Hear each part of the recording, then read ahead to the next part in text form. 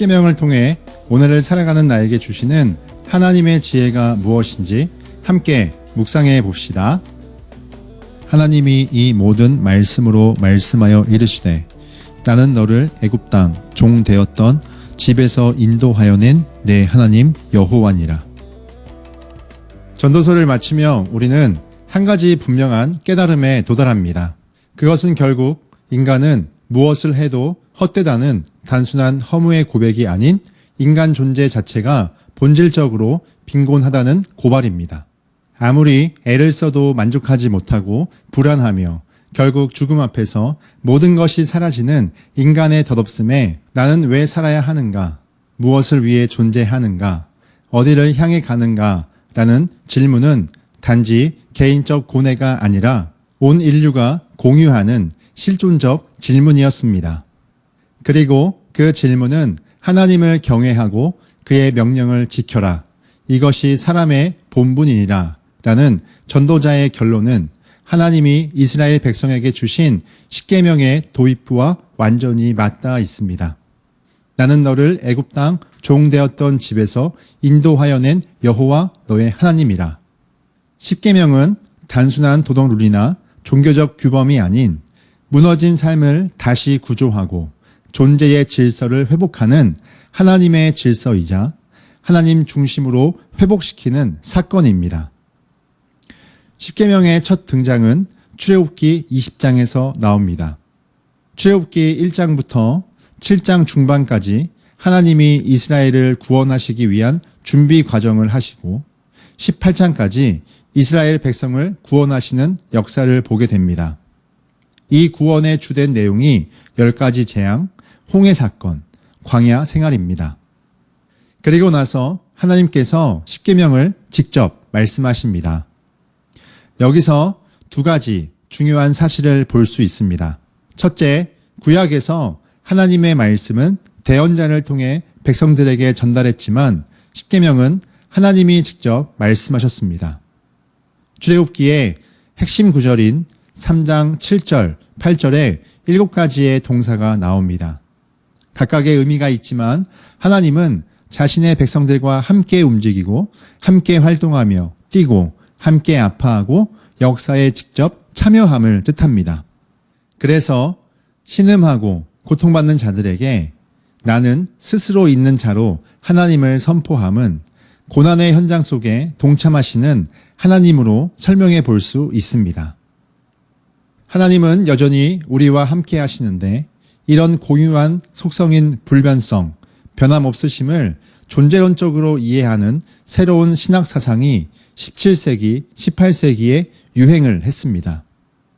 이때는 계몽주의 시대로서 신앙조차도 좀 더 과학적, 철학적으로 진지하게 접근했습니다.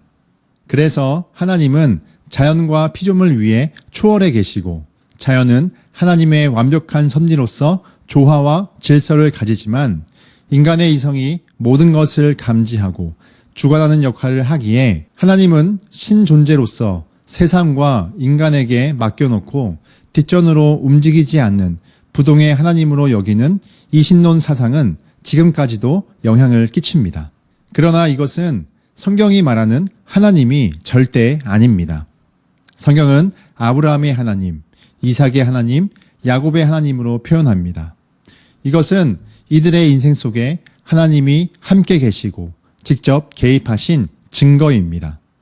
그래서 야곱의 엘로헤 이스라엘, 나의 하나님이 되심의 고백은 오늘날 우리에게도 함께 계시며 직접 개입하시는 능력의 주 하나님이십니다. 둘째, 십계명의 위치입니다. 십계명은 구원받은 백성에게 주신 말씀입니다. 이 말은 십계명은 구원의 조건이 아닌 구원받은 자의 삶의 방향이라는 뜻입니다. 그래서 하나님이 먼저 이스라엘을 구원하시고 구원받은 자가 어떻게 해야 할 것인지를 말씀하신 겁니다. 즉, 단순히 율법이 아니라 나는 누구인가에 대한 하나님의 계시이며 너는 누구여야 하는가에 대한 인간 정체성의 선언이 십계명입니다. 애굽을 탈출한 직후 이제 막 노예 삶을 벗어난 상태에서 국가와 공동체의 질서, 신앙체계 모두 무너진 이들에게 자유로운 삶을 살기 위한 새로운 정체성과 질서를 부여하고 회복시키는 창조 질서의 언어이자 구약의 산상수훈입니다. 십계명은 단순히 하지 말라는 부정명령이 아닙니다. 하나님께서 처음 에덴 동산에서 선악을 알게 하는 나무 열매를 먹지도 만지지도 말라는 부정명령 하나만 지시하셨고 온통 하라는 다짐을 주셨습니다. 그러나 죄로 인해 인간의 삶은 완전히 뒤바뀌어 악해졌습니다. 이런 죄인된 인간을 치유하기 위해 하나님의 처방은 십계명을 통해 하지 말라는 부정명령을 훨씬 많이 요구하셨습니다. 이것은 우리가 아이를 키울 때 보편적인 교육 방식이기도 합니다. 어릴수록 올바른 일을 자발적으로 하기보다 그 반대의 일을 할 가능성이 높기에 올바른 일을 하기 위한 하위 명령으로서 부정명령을 더 많이 하게 됩니다. 더욱이 칼뱅은 하지 말라는 명령에는 무엇을 하라는 적극적인 의미가 숨겨져 있다고 말합니다. 가령 살인하지 말라는 계명은 죽이는 일은 하지 말고 그 생명을 보호하고 생명을 지키는 일은 무슨 일이든 다 하라는 의미라는 겁니다. 여러분, 전도서가 말한 헛됨은 관계의 파괴와 정체성의 상실입니다. 인간이 창조주 하나님과의 관계가 끊김으로써 존재의 이유를 잃은 채 끝없이 헛된 것을 쫓아 살아갑니다.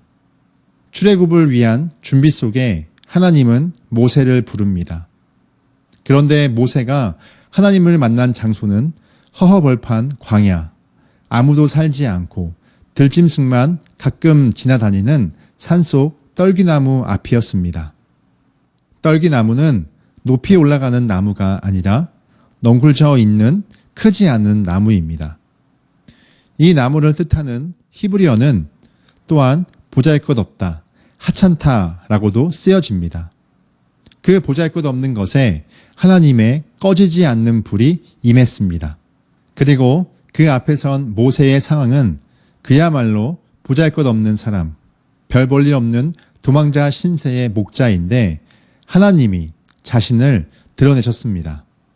그리고 하나님이 모세에게 이스라엘을 구원하는 나의 일에 너의 도움이 필요하단다 라며 결국 보잘것없는 인생에게 빛을 비춰 빛나는 존재가 되게 하셨습니다. 하나님이 나 같은 사람을 불러주신 것 자체가 감사이지만 하나님의 일에 나 같은 사람과 함께 하자는 것은 더 큰 은혜일 수밖에 없습니다.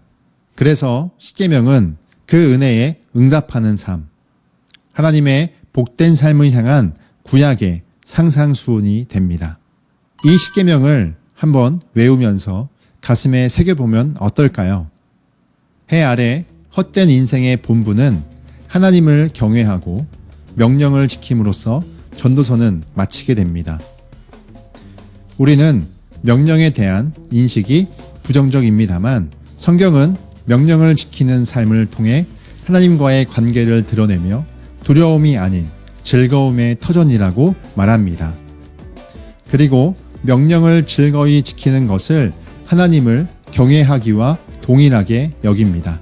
저와 여러분이 십계명을 통해 헛된 인생에 바른 길로 인도하시는 하나님의 뜻을 즐거워하며 명령을 지키는 복된 하루가 되길 원합니다.